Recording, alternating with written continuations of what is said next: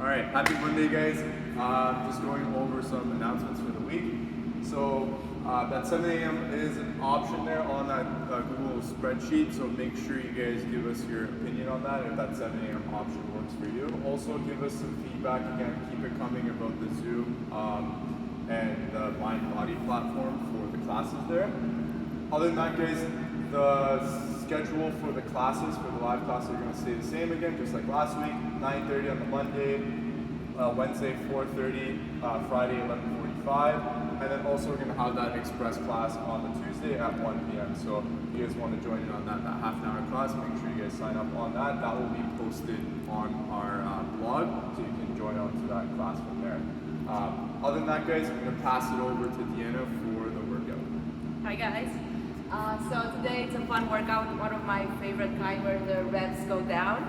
So we're going from 10 to 1 on strict handstand push-ups, power cleans, and front squats. It's a strength workout, so it's not necessarily going to feel like a lung burner today. For the strict handstand push-ups, pick a progression where you can do the sets either unbroken or break them up once, but not more than that. So use 1, 2 mats. The power cleans and front squats, if you have a barbell, prescribed weight would be 135 for the guys, 95 for the ladies. So pick something on the heavy side. If you have dumbbells, you can double the reps for the power clean, so 10 and 10 for the first set. Or you can use 2 dumbbells if you have that for 2 kettlebells and just clean them up.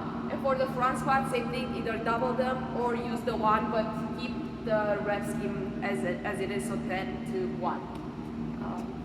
Yeah, back to you after the afterburner. Alright, so to finish off guys, after the workout, we're going to go back to our hollow hold 3 minutes here. So you don't have to do all 3 minutes all at once, you can break it up a minute at a time, 30 seconds, 15 seconds, whatever that may be. We've done this in the past, so see if you can increase on your progression. So if you're doing your hands by your side, see if you can get your arms overhead. But other than that, we'll go over some progressions later on in the video. We'll see you guys next for the warm-up. See everybody online here. Hopefully your week is off to a good start. We're going to get into the warm-up here now for today's workout. You're going to start off on the floor, guys. You're going to start off with your hip rotation. Now, this movement here, you're going to get in the quadruped position, guys.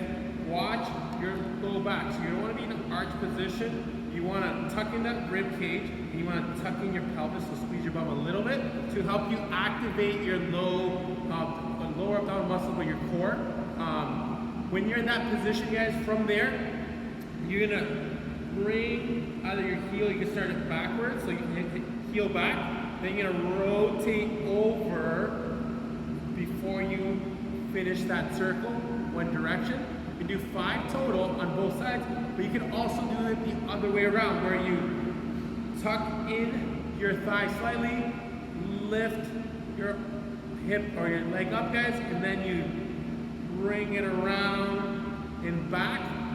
It's up to you which direction feels more comfortable. Keep in mind, again, that core, keep it slightly activated, and put all your attention, you focus on your hip. What do you feel in that hip, guys, to loosen up that hip and get that joint primed for your squats. You're gonna do 5 of those on one side, 5 on the other side, before you go into your lunge position. So when you're done those, you're gonna go into that lunge position. You're gonna bring that arm overhead, you're gonna flip your palm over, you're gonna bring your arm right back down, do a full circle in your shoulder. So you're trying to put a lot of focus and attention in the shoulder girdle. You might be a little bit tight. If that happens, you're gonna notice that your shoulder rolls forward. You maybe drop your chin, guys. Try to avoid that. Feel nice, fluid circle, going for 5 circles on one arm and then 5 on the other side. Just like the hip rotation, it's up to you which direction you go, guys. And put all your attention on your shoulders.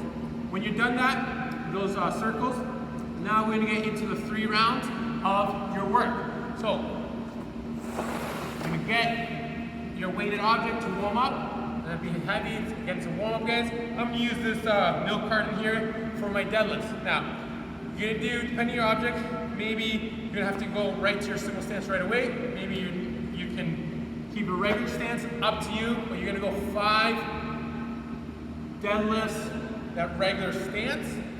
When you're done, those 5 that wider stance, and then do 5 more.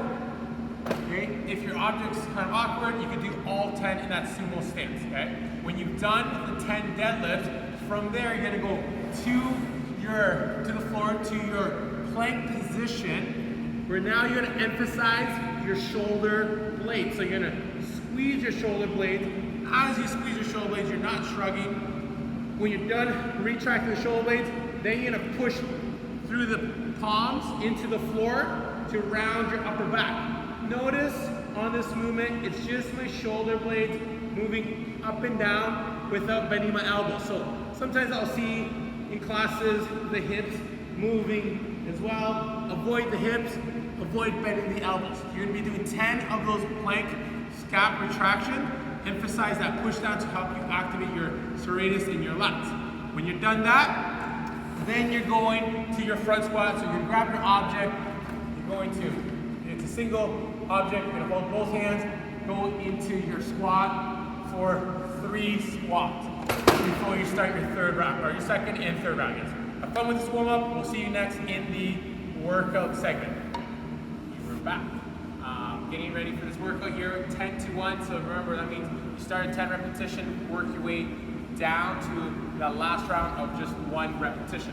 We're gonna start off with the strict handstand push-up. So for progressions for today, at D here, she's going to use dumbbells for the first progression, which is going to be that seated progression. So seated strict press. In that seated position, you eliminate using the legs, so you really got to emphasize your core. Don't forget, as you press overhead, you're not shrugging. So do not shrug the shoulders.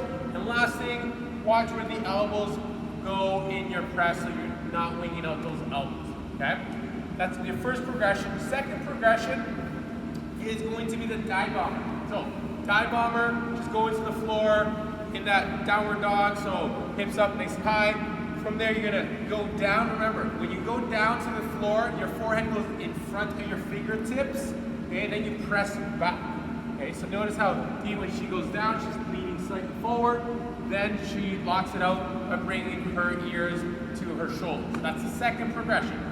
Third progression and the movement of the workout today is strict handstand push-up. So here she's gonna go that strict push-up, nice tight body. So watch your movement, that you're not breaking at the core. That's good, Dee. So notice how they were really controlled and tight. That's what we want today in that strict push-up. Okay, they are strict. Steve mentioned at the whiteboard. If you're breaking it, you're only breaking it once. You're not picking a progression that you have to reset every 2 or 3 repetitions, okay? From there, we're gonna go into your power cleans. Barbell, 135, 195 is the prescribed weight. Dumbbells, we use double here for right now. Get these, she's gonna touch the head of the dumbbell to the floor, then she pulls it up, catches it, then repeats that again. So touch the dumbbell, catches in that power position, not a squat, it's just that power position, she stands it back up. If you don't have 2 weights of the same or available to you, you can do it with a single, where she'll do 10 on the one arm, okay? After 10's one, let's say that's 10, she then switches side, and then does 10 more on the other side, okay? Once you're done your power cleans, then from there, you're going into your front squat. So front squats, if you got 2 objects, use the 2. Remember, high elbows. You're gonna squat down, core nice and tight, breaking parallel. On your way down, don't drop those elbows.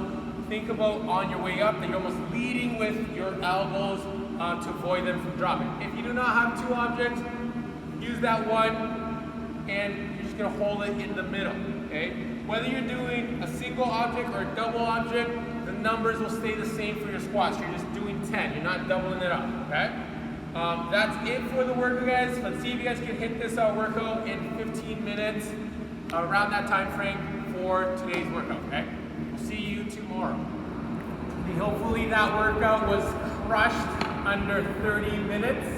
We're gonna get into the afterburner now. So the afterburner is 3 minutes of a hollow position. You're really just trying to create or contract your midline for 3 minutes. If you gotta break it up in 15 seconds, that's fine. So increments of 15 seconds, accumulating a total of 3 minutes. So let's get into the hollow body position. So we got Yash here, he's gonna lay on his back like in a dead bug position.